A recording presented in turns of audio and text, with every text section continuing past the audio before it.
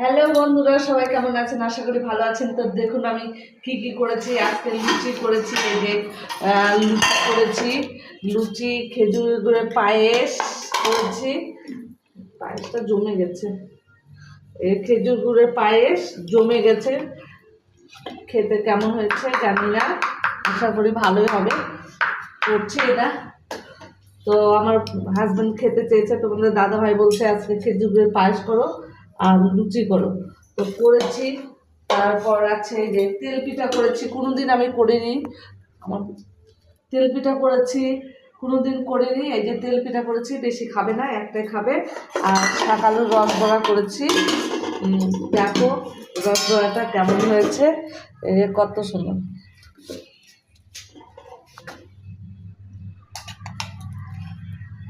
এই যে শাক আলুর রস বড়া কেমন হয়েছে দেখো। তো এটাও দিব খেতে, তখন বিকালে করেছি, এগুলো খেতে দিইনি যেহেতু, এখন দিব খেতে। কেমন হয়েছে একটু বলো, রসগোল্লার মতো লাগছে দেখতে। এই যে পায়েস, লুচি, আর এই যে লুচি, তেল পিঠা, খেজুর গুড়ের পায়েস, এই যে শাক আলুর রস ভরা, আর এখানে মাংস আছে, মাংস দিয়ে দেবো। এই যে খাসির মাংস আছে, তো মাংসটা দিয়ে দিলাম। তো কেমন হয়েছে বন্ধুরা রেসিপিটা? কোনোদিন আমি তেল পিঠা বানাইনি, জীবনে প্রথম আজকে বানালাম। তো শাশুড়ি মা বানাতো, আমার মা বানাতো, তো আমি তো কোনোদিন করিনি, তাই কেমন হয়েছে একটু কমেন্ট করে জানাবেন। আপনাদের কমেন্টের আশায় থাকলাম। আর পুরো ভিডিওটা দেখে বন্ধুরা একটু সাপোর্ট করবেন। আমার ড্যাশবোর্ডটা লাল হয়ে গেছে, আমার ভিউজ কমে গেছে, সব কমে গেছে।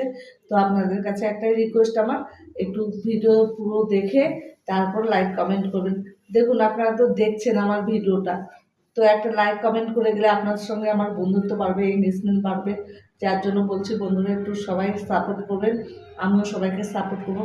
দেখুন আমার শরীর ভালো না, আগে কেমন আমার চেহারা ছিল, এখন আপনারা দেখতেই পাচ্ছেন যে আমার চোখ মুখ শুকিয়ে গেছে, বসে গেছে, কারণ আমার গা থেকে জ্বর ছাড়ছে না।